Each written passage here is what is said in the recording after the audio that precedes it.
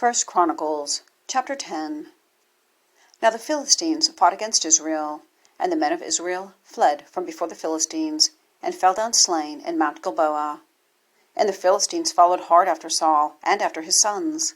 And the Philistines slew Jonathan and Abinadab and Malchishua, the sons of Saul. And the battle went sore against Saul, and the archers hit him, and he was wounded of the archers. Then said Saul to his armour-bearer, Draw thy sword, and thrust me through therewith, lest these uncircumcised come and abuse me. But his armour-bearer would not, for he was sore afraid. So Saul took a sword, and fell upon it. And when his armour-bearer saw that Saul was dead, he fell likewise on the sword, and died. So Saul died, and his 3 sons, and all his house died together. And when all the men of Israel that were in the valley saw that they fled, and that Saul and his sons were dead, then they forsook their cities, and fled, and the Philistines came and dwelt in them.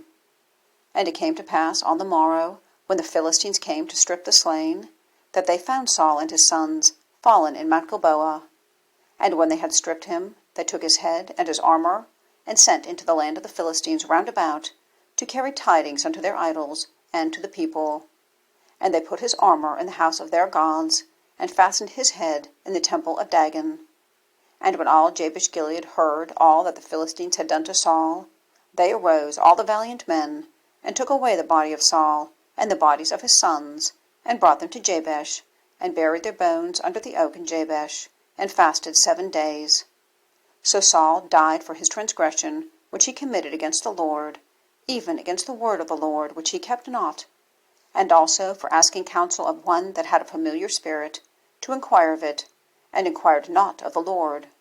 Therefore he slew him, and turned the kingdom unto David, the son of Jesse.